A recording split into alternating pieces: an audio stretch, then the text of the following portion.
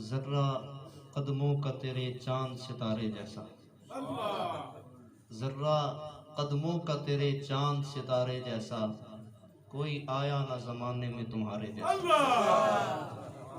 ذرہ قدموں کا تیرے چاند ستارے جیسا، کوئی آیا نہ زمانے میں تمہارے جیسا، گود میں لے کے حلیمہ نے کہا کوئی نہیں، گود میں لے کے حلیمہ نے کہا کوئی نہیں، سیدہ آمنہ کے راج دلارے جیسا۔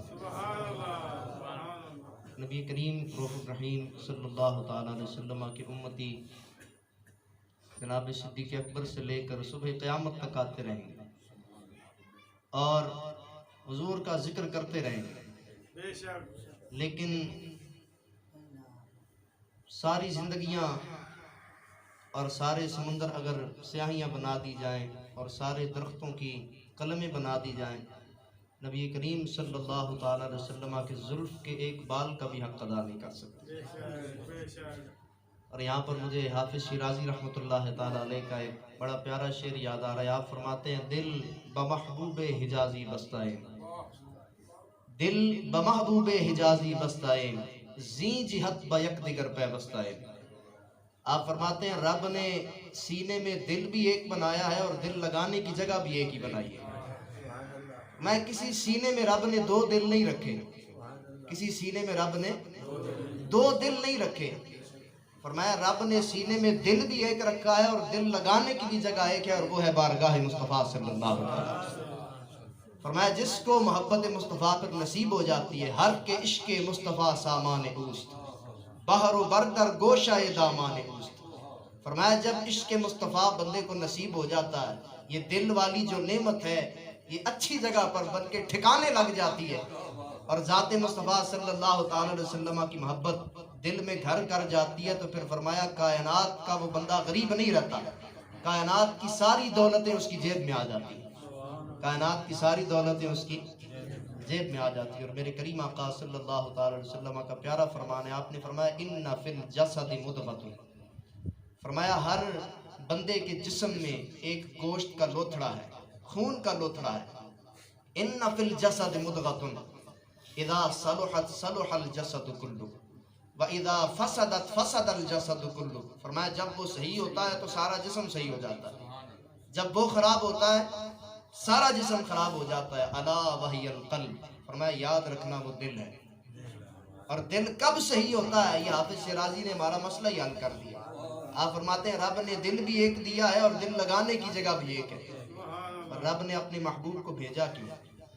قرآن مجید ارشاد فرماتا ہے انا ارسلناک شاہدا ومبشرا ونذیرا، 3 وجہ بیان فرمائی۔ فرمایا لتؤمنوا باللہ، پہلی وجہ یہ اپنے محبوب کو بھیجنے کی کہ تاکہ میرے محبوب پر لوگ ایمان لائیں۔ دوسری وجہ فرمایا وتعزروہ وتوقروہ، فرمایا میرے محبوب کی تعظیم اور توقیر کریں۔ اور تیسری وجہ فرمایا وتسبحوہ بکرۃ واصیلا، اور فرمایا صبح و شام پھر میری پاکی بیان کریں۔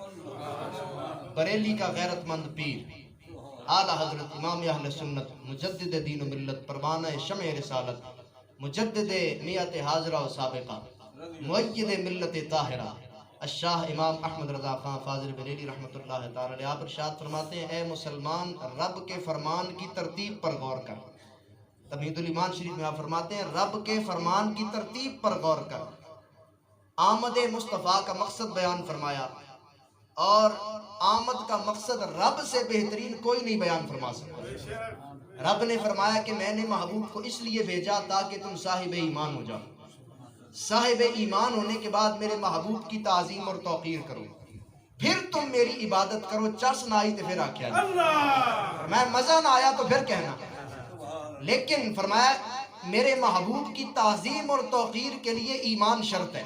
تعظیم اور توقیر کے لیے بڑے بڑے عیسائیوں نے نعتیں لکھی، لیکن ایمان نصیب، یہ تعظیم کوئی فائدہ نہیں دے گی، یہ تعظیم فرمایا میرے محبوب کی تعظیم اور توقیر کے لیے ایمان شرط ہے، اور فرمایا عبادت کی قبولیت کے لیے مصطفیٰ کی تعظیم شرط ہے۔ بڑے بڑے لوگ دن رات عبادتیں کرتے ہیں، بسترے لوٹے اٹھا کے بڑی بڑی دور تک نکل جاتے ہیں، لیکن ثابت ہوا کہ جملہ فرائض فروع ہیں، اصل الاصول بندگی اس تاجور کی ہے۔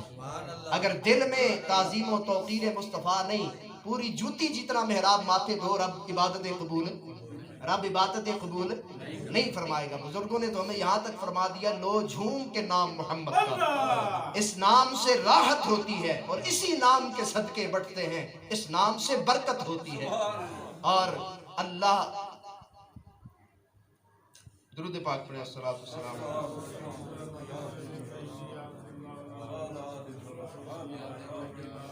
فرمایا لو جھوم کے نام محمد کا، اس نام سے راحت ہوتی ہے، اس نام کے صدقے بٹتے ہیں، اس نام سے برکت ہوتی ہے۔ اور فرمایا دنیا کے دکھ درد مصیبت میں، دنیا میں ہزاروں روتے ہیں، اپنے دکھ درد مصیبت میں دنیا میں ہزاروں روتے ہیں، جو یاد نبی میں اشک گرے اس اشک کی قیمت ہوتی ہے۔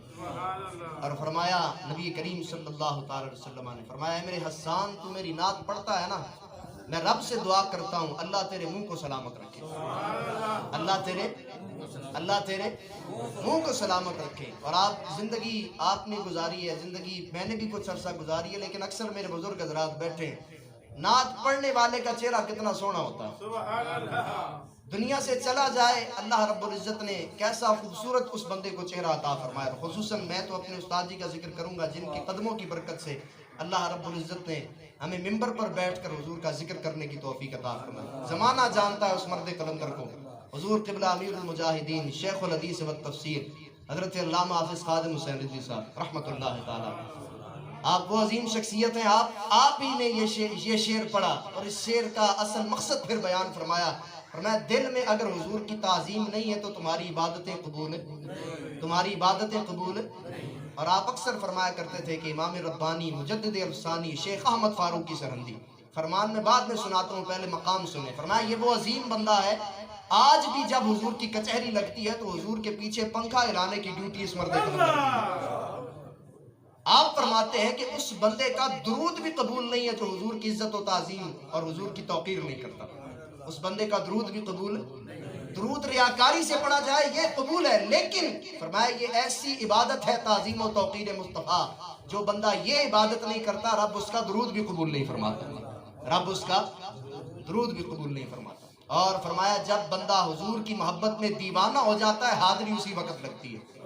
صحابہ کرام رضوان اللہ تعالیٰ علیہ مجمعین نے آج کل اکثر استاد فرمایا کرتے تھے، اہل سنت سے لوگ سوال کرتے ہیں کہ صحابہ نے جھنڈیاں نہیں لگائیں، صحابہ نے لائٹیں نہیں لگائیں۔ استاد فرماتے تھے یہ تمہارا سوال ہے اہل سنت پر، اور آپ اہل سنت بھی دلیر ہو جائیں۔ فرمایا یہ سوال ہے تمہارا اہل سنت پر، وہ صدیق اکبر کے جس نے گھر کا سارا مال حضور کے قدموں میں پیش کر دیا، اس نے چاول کی 2 بوریاں پچھلے کمرے میں چھپا کے رکھنی تھی۔ وہ حضرت عبداللہ بن زبیر کہ جنہوں نے حضور علیہ السلام کا خون مبارک پی لیا، خون مبارک، حضرت زبیر بن عوام نے خون مبارک پیا۔ فرمایا جس صحابی رسول نے خون پی لیا، جس صحابی رسول نے، بلکہ عبداللہ بن زبیر، جس صحابی رسول نے خون پی لیا اس نے بتیاں نہیں لگانی تھی۔ فرمایا اپنے سوال کی سطح درست کرو، یہ وہ ذات ہے کہ جس ذات کے بارے میں بڑے بڑے جب زبان کھولتے ہیں تو یوں کہتے ہیں ادب کا حیث زیر آسماں از عرش نازک تر، نفس گم کر دمی آیت جنید و بایزید جا۔ میں حضور کا نام آتا ہے تو تجھے حضور کی ذات میں بھی یہ عیب نظر آتے ہیں؟ حضور کے ذکر کی محفلیں سجتی ہیں تو تو ذکر کی محفل میں بیٹھنے کی بجائے تیرے منہ سے اعتراض نکلتا ہے کہ صحابہ نے ایسا کیا، صحابہ نے تو دھوتیاں باندھ کر کیسر و کسریٰ کے دروازے کھٹکا دیے، صحابہ کرام نے تو پیٹ پر پتھر باندھ کر خندقیں کھود کر اپنے جسموں کو چھلنی کروا کر۔ اور بخاری شریف میں ہے حضرت انس بن نضر رضی اللہ تعالیٰ عنہ غزوہ احد کے موقع پر، کون سے غزوہ کے موقع پر؟ بولے سارے، کون سے غزوہ کے موقع پر؟ غزوہ احد کے موقع پر حضرت انس بن نضر جب نبی کریم صلی اللہ علیہ وسلم کے غلام واپسی کی طرف پلٹے تاکہ اپنی دفاعی پوزیشن کو مضبوط کریں، حضرت انس بن نضر نے دیکھا کہ کفار حملہ کر رہے ہیں تو آپ نے حضرت سعد بن ابو العاص کو دیکھا، آپ نے کہا سعد کدھر جا رہے ہو؟ کہا جی ہم تھوڑا سا پیچھے سے مضبوط ہو کر آتے ہیں، ایک دم حملہ کرتے ہیں۔ حضرت انس بن نضر نے کہا نہیں، مجھے تو وہاں سے جنت کی خوشبو آ رہی ہے۔ جب صحابہ واپس پلٹے اپنی پوزیشن مضبوط کرنے کے لیے، اکیلے کفار کے جھرمٹ میں گھسے، اور پھر نبی کریم صلی اللہ علیہ وسلم کی عزت پر پہرا دیا. صحابہ کرام کہتے ہیں جب مارکہ ختم ہوا، جنگ ختم ہوئی، ہم نے لاشوں کے ڈھیر کے نیچے سے انس بن